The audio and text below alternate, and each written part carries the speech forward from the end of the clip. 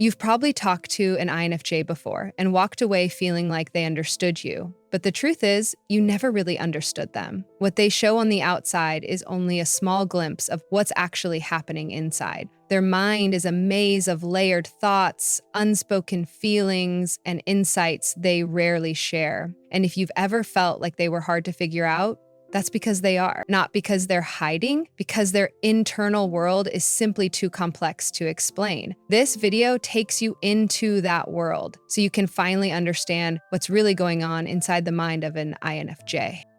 They think in layers, never in straight lines. You might think they're just quiet, zoning out in thought, but in reality, an INFJ mind is processing layers that most people don't even notice. While others move from point A to point B, INFJ jump from A to Z, then back to B, then down to some memory from 10 years ago that somehow links it all together. Their brain doesn't move in straight lines. It moves in spirals, webs, and emotional timelines. A random comment someone made last week might resurface today, not because they're obsessing, but because it triggered a memory, which triggered a pattern, which revealed something deeper about how people behave. It's a mental chain reaction that never stops. Most people call it overthinking, but for the INFJ, it's just how they navigate the world. They see stories where others see moments. They feel meaning in things others overlook. And it's not something they can just turn off. It's part of who they are. That layered thinking helps them spot lies without evidence, feel moods without words, and predict outcomes with eerie accuracy. But it also exhausts them because for every interaction they have, there are a dozen internal reflections running at the same time. Processing, sorting, assigning meaning, and filing it away. That's why INFJ often needs so much time alone. It's not just to rest, it's to process the sheer volume of mental and emotional information they've absorbed. The world around them moves fast, but their internal world moves even faster and far deeper. And that's why people misunderstand them. They're not indecisive. They're just thinking in dimensions most people don't even realize exist. They replay conversations long after they're over. Most people walk away from a conversation and forget it within minutes, but not an INFJ. For them, the real dialogue often begins after it's over, hours, sometimes even days. Later, they'll still be replaying the words, the pauses, the subtle shifts in tone. Did that smile seem forced? Did their voice sound colder than usual? Was that compliment genuine, or was there something underneath it? INFJ don't do this because they're paranoid or insecure. They do it because they feel the unspoken as strongly as the spoken. They're tuned into emotional frequencies that most people miss entirely. Micro expressions, energy changes, small inconsistencies in body language, all of it sticks with them. Their mind doesn't just remember what was said, it holds on to how it felt. And if something felt even slightly off, their intuition won't let it go until they've made sense of it. The challenge is, this constant analysis can be exhausting. They often wish they could just move on like everyone else, but their empathy won't let them. It's not about obsessing over one sentence, it's about understanding the emotional truth behind it. Because INFJs don't just want surface level connection, they crave authenticity, depth, and alignment. And when something feels misaligned, even slightly, their mind starts working overtime to figure out why. That's why they may seem distant after a conversation. It's not that they're upset, it's that they're processing. They're trying to decide whether they were truly heard or if something important went unspoken. And if they start to sense a pattern of emotional disconnection, it won't just affect their mood. It will change the way they relate to that person entirely. For an INFJ, words matter, but energy matters more. They see people's true intentions before they're revealed. You don't have to say much around an INFJ, they already know. They read the room before the room even knows it needs to be read. One awkward pause, a subtle shift in energy, or an odd look that passes in a split second.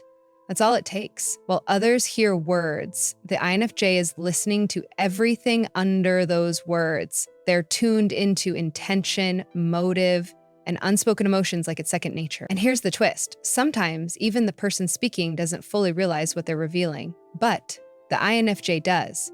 They'll pick up on emotional contradictions when someone says, "I'm fine," but their tone screams otherwise, or when a compliment feels a little too polished to be sincere. It's not magic. It's intuition sharpened through years of watching human behavior quietly from the sidelines. This ability to feel truth, even when it's hidden, often confuses people. They'll ask, "How did you know?" But INFJ rarely explain, they just know. That deep awareness isn't just about reading others, it's about protecting themselves. It's how they avoid people who are wearing masks or saying the right things for the wrong reasons. Because INFJ value authenticity more than anything, and when they sense that someone's words and energy don't match up, they immediately begin to pull back. What's even more intense is how this ability works over time. INFJ don't just sense red flags, they store them. They collect subtle signs, emotional patterns, and quiet inconsistencies until the truth becomes unavoidable. It might take weeks or months, but once they connect the dots, there's no going back. By the time someone's true intentions come to the surface, the INFJ has already figured it out and emotionally detached. That's the power of seeing what others miss. They don't confront, accuse, or react. They observe, understand, and choose who stays in their world with precision. They question themselves constantly. You'd think someone with such powerful intuition would always trust themselves, but that's the paradox of an INFJ. Even with all the insight, all the emotional awareness, and all the quiet observation they gather, they still question if they're overreacting, reading too much into something, or just being too sensitive. It's not a lack of intelligence, it's the weight of feeling everything and constantly trying to make sense of it. Every interaction, every emotion, every shift in energy triggers an internal evaluation. They'll analyze what was said, what wasn't said, how it was said, and how it made them feel. Then they'll flip the lens inward and wonder, was it just me? This internal back and forth is exhausting. Their empathy, which allows them to understand others so deeply, also makes them turn on themselves. They don't want to misjudge anyone. They don't want to be unfair. So instead of trusting that gut feeling that something's off, they second guess it, they debate it, they soften it, they give more chances.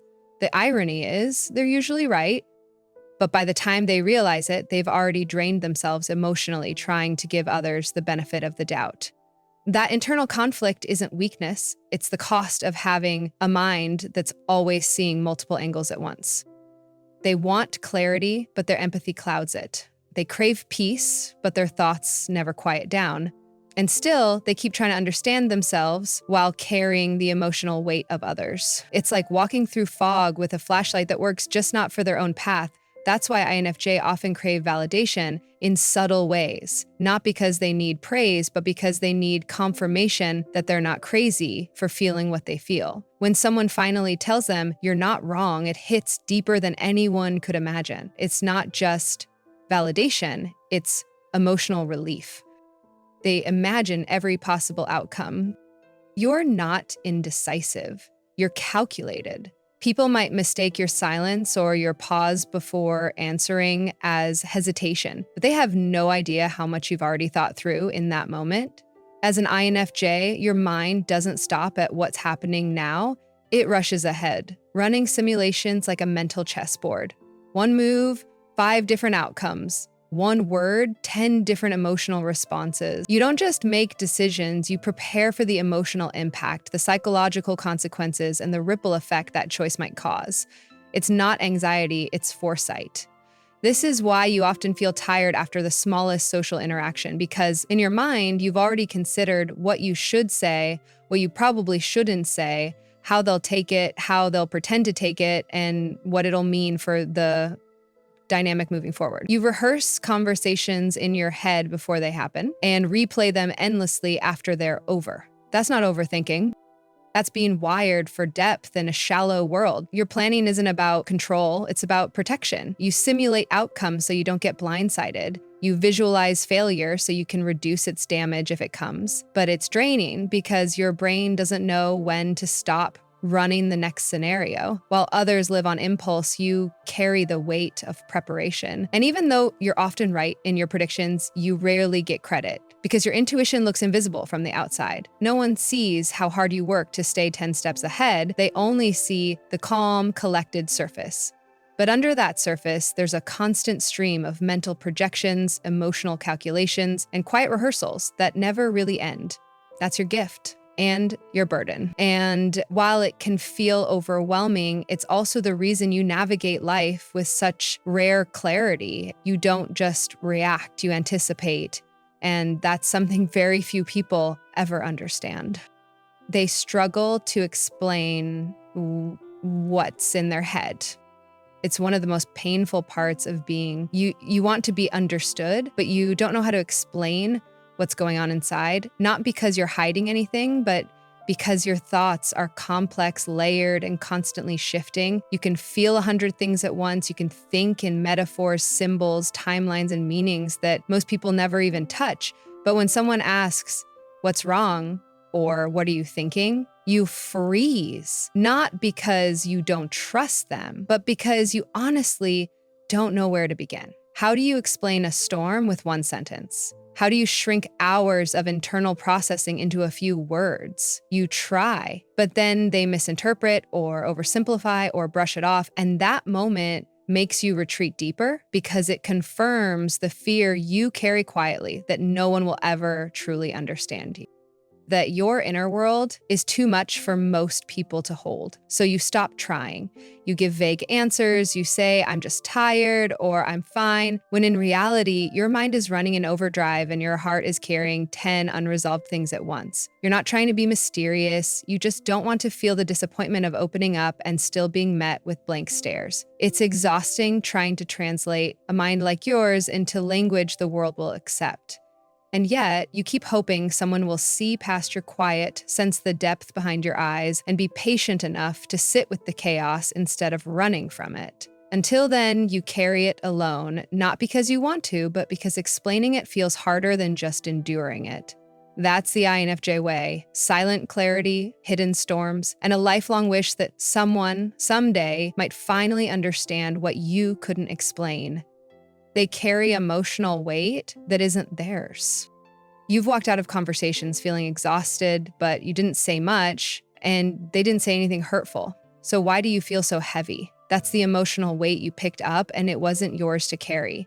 As an INFJ, you don't just hear people, you feel them. You sense what they're holding back, what they're afraid to say, and what they might not even realize about themselves. And somehow, your mind starts processing all of it as if it belongs to you. Their anxiety becomes your tension. Their sadness becomes a pressure in your chest. You're like a sponge in a world full of overflowing emotions, and you've been absorbing it all your life. You sit with people through their darkest hours, offering comfort they don't even ask for because you feel the shift in their energy long before they speak. But while they walk away lighter, you're left with everything they release. It's not that you want to carry it, it's just hard not to. Your empathy is automatic, it's built into you. You can't shut it off without feeling like you're abandoning someone. And the worst part, most people don't even realize you're doing it. They thank you for listening. They call you strong, but they never ask how you're doing after they've offloaded their entire emotional world into your hands. Over time, it blurs your boundaries. You start wondering, is this my emotion or someone else's? You feel overwhelmed, but you can't trace where it started. That's the danger of your depth. You can hold so much that it becomes hard to know what you actually feel, and yet you keep showing up. You keep holding space. Because that's who you are, but deep down, you wish just once someone would notice the quiet weight you're carrying and not just admire your strength, but actually help you set it down. They feel misunderstood because their mind is a world of its own. You could be sitting right next to someone you love and still feel completely alone. That's what it's like inside the mind of an INFJ. It's not that you're antisocial or closed off. In fact, you want to connect. You want someone to look at you and actually see what's behind the quiet demeanor and the soft words, but your mind, it's not simple. It's a storm of thoughts, reflections, patterns, memories, and emotions all moving at once. You're connecting the dots between things most people never notice. You're holding 10 perspectives at the same time, yours, theirs, and every possibility in between. And when you try to explain it, words fail. You pause, you rephrase, you retreat, because how do you describe a galaxy to someone who's only ever seen a flashlight? You feel alien in your own relationships, not because you don't care, but because no one truly sees the scope of your inner world. They see your calm, but not the chaos underneath. They hear your soft tone, but not the volume of thoughts you silence before you speak. You're not being distant, you're just used to not being understood. And the worst part is, it's lonely in a way that's hard to admit, because from the outside, it looks like you're doing fine. You're composed, helpful, attentive, but inside, you're screaming for someone who can sit with your complexity without flinching, someone who doesn't need everything explained to know you're feeling deeply. You crave connection that doesn't require translation, but most of the time you settle for surface level acceptance because the real you feels like too much for this world. And so you stay silent, you nod along, you go deep inward where it's safe, because even though you long to be known, you've learned that being seen rarely comes without misunderstanding. And that's a pain no one else quite notices. If you've ever felt this way, misunderstood, unheard, or invisible, you're not alone. There's strength in how deeply you think and feel, even if the world doesn't always recognize it. This space is for you to feel seen, understood, and valued. If this resonated with you, consider subscribing. Not for the numbers, but for the connection. We go deep here, and we don't run from complexity, we embrace it.